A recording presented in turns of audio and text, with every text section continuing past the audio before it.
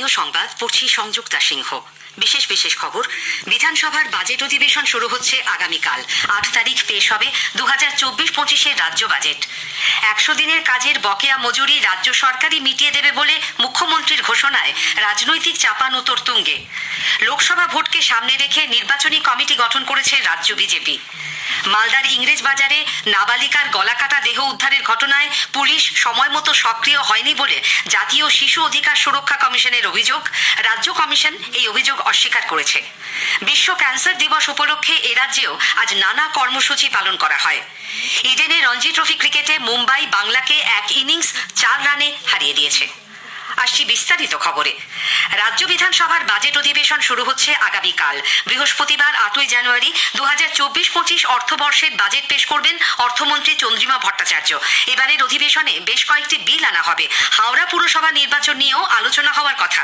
উল্লেখ্য, হাওড়া পুরসভার নির্বাচন দীর্ঘদিন ধরে বকেয়া রয়েছে কলকাতা পুরসভার সঙ্গেই, যা হবার কথা ছিল। 100 দিনের কাজের বকেয়া মজুরি রাজ্য সরকারই মিটিয়ে দেবে বলে মুখ্যমন্ত্রী মমতা ব্যানার্জি ঘোষণা করার পর তা নিয়ে রাজনৈতিক চাপানোতর তুঙ্গে। বিরোধী দলনেতা শুভেন্দু অধিকারীর দাবি, এই কাজ করানোর জন্য অর্থ দপ্তরকে 7,000 কোটি টাকা ঋণ নিতে বলে চিঠি দিয়েছেন মুখ্যমন্ত্রী। এই যে দেওয়া হবে, এটা ডেলি ওয়েজেসের থেকে মেটেরিয়াল পেমেন্ট বেশি। মেটেরিয়াল পেমেন্ট মানে তৃণমূলের চোরগুলো সমস্ত গ্রাম পঞ্চায়েতে 80% ভুয়া বিল করে রেখেছে এবং তারা 5 লাখ টাকার মেটেরিয়াল সাপ্লাই দিলে 25 লাখ টাকার বিল করে রেখেছে। তদন্ত রিপোর্ট যখন জমা পড়বে তখন এটাও বড় স্ক্যাম হিসেবেই আসবে। এবং এই টাকা আসবে কোত্থেকে? অর্থ দপ্তরের লোকেরা আমাকে নোট পাঠিয়েছেন আজ সকালে। তারা বলেছেন মুখ্যমন্ত্রী 7 তারিখের আগেই একটা 7,000 কোটি টাকার অ্যাডিশনাল লোনের প্রেয়ার করতে বলেছেন, যাতে লোকসভাতে কোনোভাবে অস্তিত্ব রক্ষা হয়। একটা চেষ্টা তিনি করছেন। অন্যদিকে সিএজির রিপোর্টে কেন্দ্রের পাঠানো অর্থ নয়ছয় করার অভিযোগ ফের খারিজ করেছে তৃণমূল কংগ্রেস। দলের রাজ্য মুখপাত্র কুণাল ঘোষের দাবি, বাম আমলের হিসেবকে এর মধ্যে ধরা হয়েছে, যার তীব্র বিরোধিতা করছেন তারা।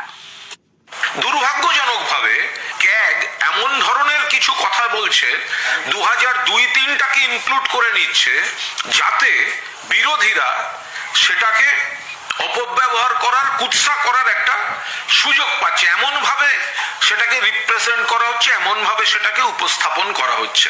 আমরা এর তীব্র বিরোধিতা করছি।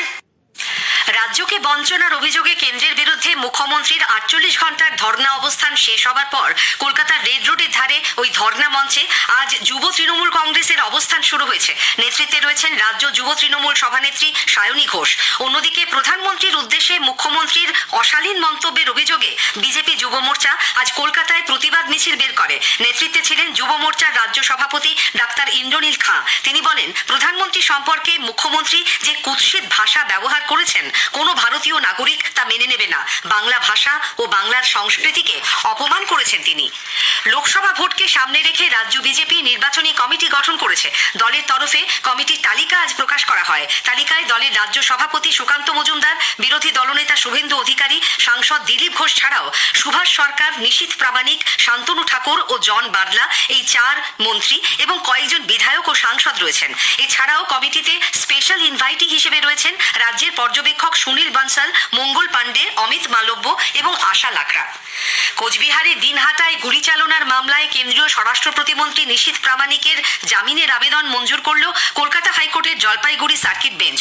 তবে 15 দিনের মধ্যে নিম্ন আদালতে তাকে আত্মসমর্পণ করতে হবে। উল্লেখ্য, 2018 সালের ওই ঘটনায় নিশীথ প্রামাণিকের বিরুদ্ধে নিম্ন আদালত গ্রেপ্তারি পরোয়ানা জারি করে। সার্কিট বেঞ্চে মামলার শুনানি চলছিল। সম্প্রতি সুপ্রিম কোর্টের দ্বারস্থ হন তিনি। শীর্ষ আদালত সার্কিট বেঞ্চেই মামলার শুনানি নির্দেশ দেয়। পুলিশকে সব রকম সহযোগিতা করার জন্য স্বরাষ্ট্র প্রতিমন্ত্রীকে নির্দেশ দিয়েছে আদালত। বকেয়া মহার্ঘ ভাতা মেটানোর দাবিতে শহীদ মিনার চত্বরে সংগ্রামী যৌথ মঞ্চের ধর্ণা অবস্থান খোলা আকাশের নিচেই চলবে বলে সংগঠনের নেতৃত্ব জানিয়েছেন। সেনাবাহিনীর তরফে গতকাল আন্দোলনকারীদের চিঠি দেওয়ার পর আজ সকালে অবস্থান মঞ্চ খুলে নেওয়া হয়। এর পেছনে মুখ্যমন্ত্রীর হাত রয়েছে বলে অভিযোগ করেছেন সংগঠনের আহ্বায়ক ভাস্কর ঘোষ। তিনি জানান, 1 বছরের বেশি এই আন্দোলন চলছে, 16 দিন ধরে চলছে অনশন। মঞ্চ খুলে নেওয়া হলেও তা চলবে।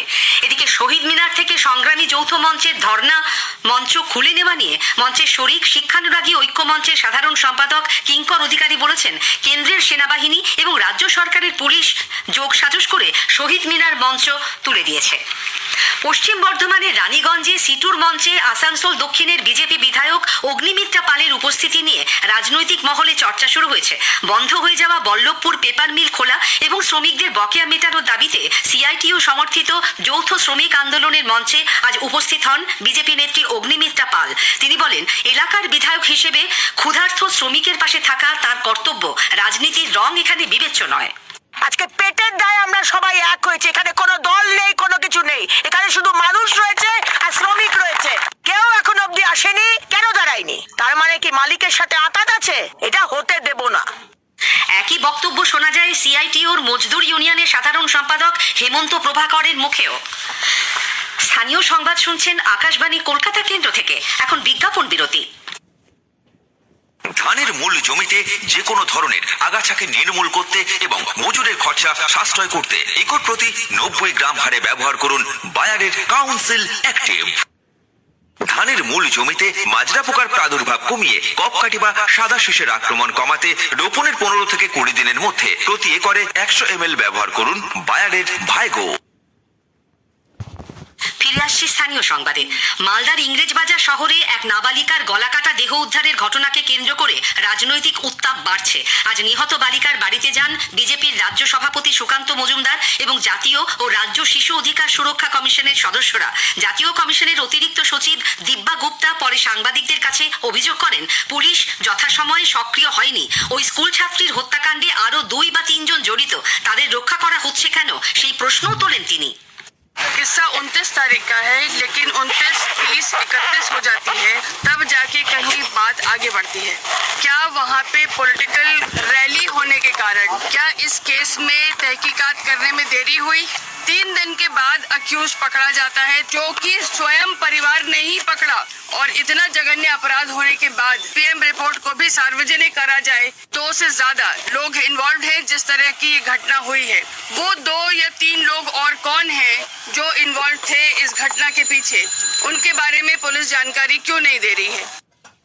অন্যদিকে রাজ্য কমিশনের সদস্যা যশবন্ত শ্রীমানি নাবালিকার পরিবারের সঙ্গে কথা বলার পর সাংবাদিকদের জানান, পুলিশের বিরুদ্ধে কোনো অভিযোগ তারা শোনেননি। স্বাভাবিকভাবে এরকম একটা ঘটনা হওয়ার পরে জনমানুষে একটা প্রভাব পড়বে, মানুষের আবেগকে তো এই সময় নিয়ন্ত্রণ রাখা যায় না। সেখানে পুলিশ এই ল অ্যান্ড অর্ডার সিচুয়েশনটাকে যা দেখলাম খুব ভালোভাবে সামাল দিয়েছে, এবং কেসের যে ইনভেস্টিগেশন যেটা দেখছি, কমপ্লেনটা পাওয়ার পর থেকে 29 তারিখে কিভাবে তারা প্রসেসে এগিয়েছেন, যা দেখলাম যে ইনভেস্টিগেশন এগোচ্ছে। ইনভেস্টিগেশনের মতো আমাদেরও কিছু কিছু অবজারভেশন আছে, যেভাবে নৃশংসভাবে মেয়েটিকে হত্যা করা হয়েছে, বাড়ির লোক একটাই বলছে, ফাঁসি চাইছে। সেটা খুবই স্বাভাবিক তাদের দিক থেকে। বিজেপির রাজ্য সভাপতির মতে ঘটনার সঠিক তদন্ত হচ্ছে না। মুখ্যমন্ত্রীর উপস্থিতিতে এই ধরনের ঘটনা ঘটা, এবং মুখ্যমন্ত্রী চলে যাওয়ার পর চেয়ারম্যান সাহেব যাচ্ছেন যে কোথায় বডি আছে, তার মানে জানে পুলিশ কোথায় বডি আছে। স্ক্রিপ্টেড নাটক রচনা হলো। মিনিমাম তো সহানুভূতি থাকা দরকার। তো ক্রাইম বন্ধ করতে পারছি না, ঠিক আছে, কমসে কম যে বাচ্চা মেয়েটি, ফুটফুটে মেয়েটি চলে গেল, করোনার সময় সে তার জমানো টাকা থেকে 4,000 টাকা জেলা প্রশাসনকে রাজ্য মুখ্যমন্ত্রীর ফান্ডে দিয়েছিল। সেই ধরনের একটি মেয়ে হারিয়ে গেল আমাদের মধ্যে। পরিবার যদি সিবিআই তদন্তের দাবি জানায়, তাহলে পরিবারকে লিগাল সাপোর্ট আমরা দেব। নিখোঁজ এক কলেজ পড়ুয়ার দেহ উদ্ধারকে কেন্দ্র করে দক্ষিণ 24 পরগনার নরেন্দ্রপুরে আজ তুমুল উত্তেজনা ছড়ায়। পুলিশকে ঘিরে চলে বিক্ষোভ। অপ্রতিম দাস নামে ইঞ্জিনিয়ারিং এর ওই ছাত্র গত বৃহস্পতিবার রাতে এলাকার একটি বিয়ে বাড়ি থেকে নিখোঁজ হয়ে যায়। নরেন্দ্রপুর থানায় মিসিং ডায়েরি করার পরেও তাকে খুঁজতে পুলিশ কোনো উদ্যোগ নেয়নি বলে পরিবারের অভিযোগ। বিয়ে বাড়ির পেছনে একটি পুকুর থেকে আজ উদ্ধার হয় অপ্রতিমের দেহ। আজ বিশ্ব ক্যান্সার দিবস। এই মারণ রোগ সম্পর্কে মানুষের সচেতনতা বৃদ্ধির লক্ষ্যে এ রাজ্যেও আলোচনা, প্রদর্শনী, কর্মশালা ইত্যাদি কর্মসূচি গ্রহণ করা হয়। কলকাতা সায়েন্স সিটি অডিটোরিয়ামে এক কর্মশালায় বক্তারা ঠিক সময়ে ক্যান্সার নির্ণয়ের জন্য এই রোগ সম্পর্কে সচেতনতা বাড়ানোর ওপর বিশেষ জোর দেন। West Bengal voluntary blood donors forum আয়োজিত এই কর্মশালার উদ্বোধন করেন ডাক্তার অমিত দুবারি। তিনি বলেন, ক্যান্সার এখন আর দুরারোগ্য ব্যাধি নয়, তবে এ সম্পর্কে সচেতন হওয়া এবং সুস্থ জীবনযাপন জরুরি। ইডেনে রঞ্জি ট্রফি ক্রিকেটে মুম্বাই বাংলাকে 1 ইনিংস 4 রানে হারিয়ে দিয়েছে। এই ম্যাচে জয়ের ফলে মুম্বাই বোনাস পয়েন্ট নিয়ে মোট 7 পয়েন্ট সংগ্রহ করল। স্থানীয় সংবাদ শেষ হলো।